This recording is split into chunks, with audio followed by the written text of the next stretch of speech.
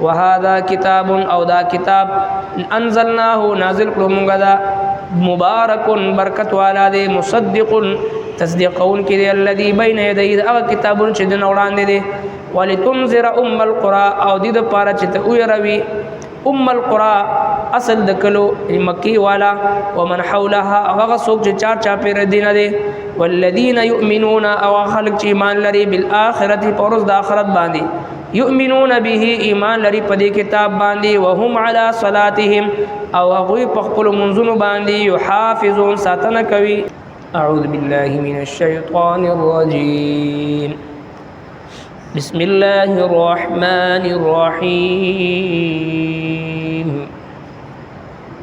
وهذا كتاب أنزلناه مبارك مصدق الذي بين يديه ولتنذر القرى ومن حولها والذين يؤمنون بالآخرة يؤمنون به وهم على صلاتهم يحافظون صدق الله العظيم مخی آیت مبارکو کی اللہ جل شانہ دا حضرت ابراہیم علیہ السلام دا واقعی ذکر قولنا بعد نورو پنزلسو پیغمبرانو تذکرہم اجمالی طور باندی ورسرہ فرمائل او بیا دغه یهودیانو چې کوم اعتراضو چې الله جل شانه اس شی نه نازل کړي د اسمان نه داغي جواب ارشاد فرمایل چې موسی علیہ السلام باندې چې کوم کتاب نازل کړي شو او کوم کتاب چې تاسو سره موجود دی نو دا بیا چا نازل کړو یقینا الله جل شانه دا نازل کړو لہذا ازما محبوب پیغمبر دغه يهود دی په خپل حال باندې پرېږده اس پدی آیت کریمہ کی اللہ جل شانہ د قرآن کریم شان او عظمت بیانی چې څرنګه هغه مخکینی کتابونه په خپل ځای باندې د هدایت رڼا او د برکت نه ډکو دغه سي قرآن عظیم الشان هم موږ نازل کړی دی برکت والا کتاب دی او ځان مخ کې نازل کړي شوی کتابونو تصدیق کوي او دې د پاره الله جل شانه دا نازل کړي دی چې د مکی خلق او د دې مکی نه چار چاپیره خلق یعنی د ټول دنیا خلق دا پدی باندې ويرول شي او کوم خلکو چې په آخرت باندې ایمان دي هغه په قرآن باندې ایمان وروړي او هغوی د خپل منځونو حفاظت کوي وهذا کتاب او دا کتاب انزلناه نازل کړی دی مونږه مبارک برکت والا مصدق الذي تصدیقون کی دا غس بین یدیه چې د وړاندې دی ولتنذر او دې د پاره چې توي روي القرى اصل د کلو مکی والا القرى د مکی معظمینم دی القرى یعنی د ټول کلو بنیاد او ابتداء دغه خار او د دې قیام د بیت الله دا وجود تر غړي په مقدس مکه باندې ومن حولها او هغه څوک چې چار چاپیره داغه دی چار چاپیره دین دی والذین یؤمنون او کسان چې ایمان لري بالآخرته آخرت باندې یؤمنون به او ایمان لري په دې کتاب باندې وهم علی صلاتهم یحافظون او دوی په خپل منځونو باندې ساتنه کوي وهذا کتاب دا قرآن مجید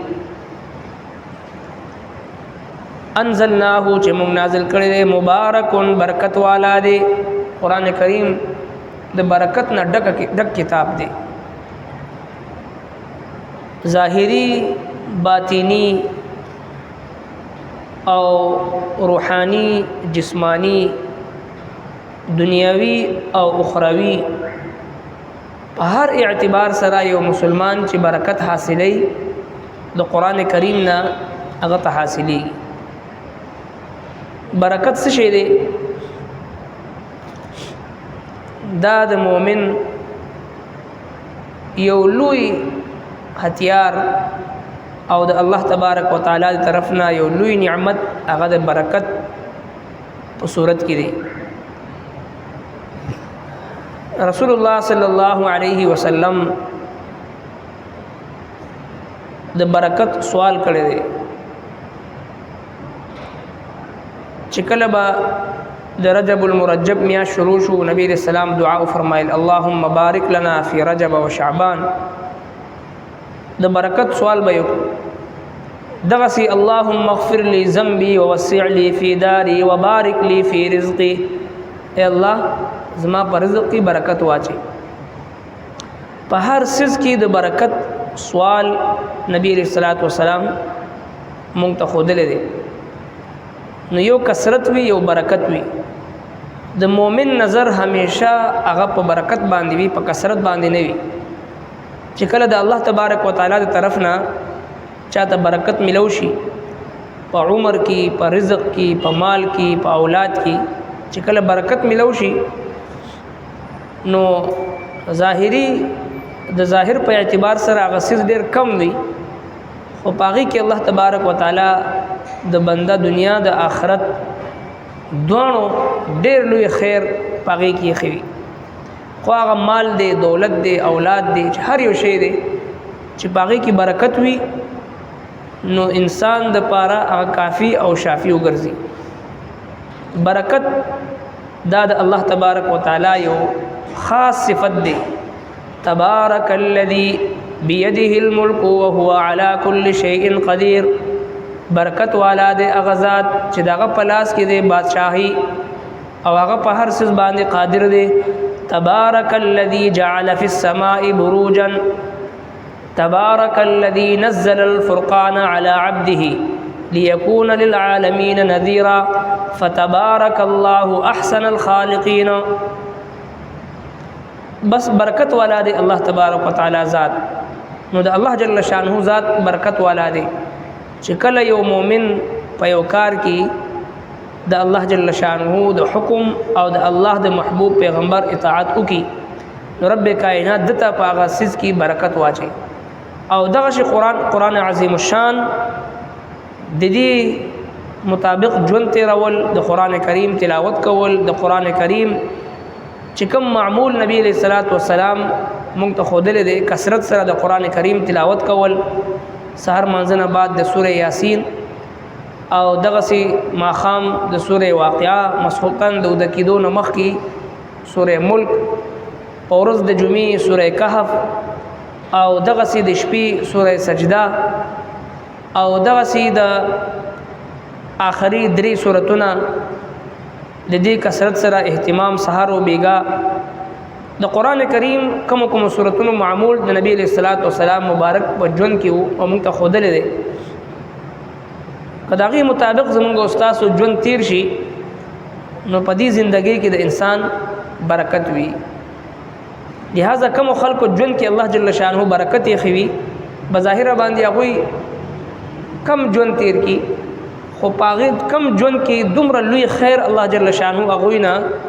مخلوق ته ورسي او په کم عمر کې دومره ډیر د عبادت او توفیق الله جل شانه هغه ته ورکی او په ډیر کم عمر کې الله جل شانه دا غوینه داسې خدمات واخلي چې هغه په صدو پورې چې یاد ساتل کیږي لکه زموږ استاد او اسلاف اکابرین دا غوی تاریخ چې موږ وګورو دا غوی زهد او تقوا للهیت او خوف خدا او دا غوی په ژوند کې برکت هغه دومره وا چې دا غوی ژوند مختصر دی او دا غوی خدمات چې موږ تاسو وګورو نو تر قیامت پورې دا غوی خدماتونه استفاده کیږي د جناب رسول الله صلی الله علیه وسلم ذات مبارکه د صحابه کرام مبارکه زندگی د تابعین او تبع تابعین اولیاء کرام فقهای امت محدثین کرام او زمونږ استاد او اسلاف دا غوی دینی خدمات او دی امت د پاره چې د رهنمایي د امت د عقاید او د نظریات او د حفاظت کم خدمت چې هغه کړی دی نو دا تر قیام قیامت پورې راتلونکي مسلمانانو د ایمان حفاظت د پاره دا کافی دی. کچری یو مسلمان د خپل محبوب پیغمبر په اطاعت کې د الله د محبوب پیغمبر د صحبت یافته صحابه کرامو په نقش قدم باندې تل غواړي او د گمراهۍ لارې نه ځان بچ کول غواړي نو قیامت پر راتلونکي مسلمانانو د پاره د هغوی د ایمان د حفاظت ذرایع موجود دي. ولی دا الله تبارک وتعالى وعده کړی دا انا نحن نزلنا الذکر وانا له لحافظون. رب کائنات د قرآن کریم د حفاظت ذمہ داری په خپل ځان باندې اغشتي دي او کوم خلکو چې د کتاب سره نسبت راشي نو الله تبارک وتعالى دا غوي حفاظت هم کوي او کړي هم دي. لہذا کتاب انزلناه مبارک دا کتاب مون نازل کړی دی برکت والا دی د برکت نه ډک دی چې په کم کور کې د کثرت سره تلاوت کیږي هغه کور د برکت نه ډک شي. نن چې کورونه د اختلافاتو نه ډک دی د نفرتونو نه ډک دی د بے برکتۍ نه ډک دی د عداوتونو د کینو نه ډک دی د یو بل نه د جدایۍ او د اختلافاتو نه ډک دی. د هغې بنیادي وجه دا ده چې چرته گاهه گاهه د قرآن کریم تلاوت کیږي او په کال کې چرته یو ځل په کور کې چې د قرآن کریم ختم وشي. ګینی قرآن کریم مونږ او تاسو اکثریت د مسلمانانو دا صرف او صرف د مړو ایصال ثواب د پاره چې هغه ساتل دي او په غلافونو کې تړل شوی وي او برکه خودل شوی وي. د قرآن کریم معمول د کور مشر قرآن مجید را واخلي په کشرانو باندې قرآن مجید را واخلي د معمول مطابق سارمون نباز سوره یاسین ماخام نباز سوره واقعه مسوتن سوره ملک سوره سجده او دغه سي د معمول مطابق د قرآن کریم یو دو درې آیاتونو درس پکور کې په مشر باندې لازم دي چې هغه قرآن مجید ترجمه را واخلي یو دو درې آیاتونو تفسیر هغه په خپل کور کې تعلیم کی چې پکور کې برکت راشي. روزمره په بنیاد باندې یو دو آیاتونو زده کړه دا زموږ استادو روحاني امراض او علاج دي او دا په موږ تاسو باندې د قرآن کریم حق دی چې موږ تاسو روزمره په بنیاد باندې د الله د کلام دو درې آیاتونه زده کړئ دې کوشش کوو. نو لہذا چې کله دا معمول وینو دا کور د برکت نه ډک شي ځکه دا کتاب انزلناه مبارک برکت والا دی. نو بیا الله جل شانه فرمایي چې دغه مؤمنان چې کم په دې باندې ایمان وروړي نو دا غوي صفت دا ده چې هغه په آخرت باندې ایمان وي. بل صفت دا غوي دا ده چې وهم علی صلاتهم یحافظون چې چا په قرآن کریم باندې کامل ایمان وي نو هغه د خپل منځونو حفاظت کوي. د منځونو حفاظت دا ده چې د منځ کم حق دی هغه ادا کړی شي. یعنی کم زنا د الله جل شانه د منادی د طرف نه اذان आवाज وشي حي علی الصلاح حي علی الفلاح یو مسلمان راشي د الله جل شانه په دې आवाज باندې لبیک وي او د جمع سره د منځ ادا کی دا د مانزه حفاظت دی. د مانزه فرایض واجبات سنن او مستحبات د دې لحاظ اوساتل شي. دا د مانزه مکروهات مفسدات د دې لحاظ اوساتل شي. دا د مانزه حفاظت دی. نو دا منځ د جمع سره په مسجد کې ادا کول دا د مانزه حفاظت دی. نو چې چا په قرآن کریم باندې ایمان وي نو هغوی د خپلو منځونو حفاظت کوي. وهذا کتاب او دا کتاب انزلناه نازل کړو مونږ دا مبارک برکت والا دی مصدق تصدیقون کې دی الذي بین یدیه هغه کتابونه چې د وړاندې دی ولتنذر ام القرى او دې د پاره چې ته ويروي ام القرى اصل د کلو مکی والا ومن حولها هغه څوک چې چار چا پیر دینه دي والذین یؤمنون او خلق چې ایمان لري بالآخرت پرز د آخرت باندې یؤمنون به ایمان لري په دې کتاب باندې وهم علی صلاتهم او هغه په خپل منځونو باندې یحافظون ساتنه کوي.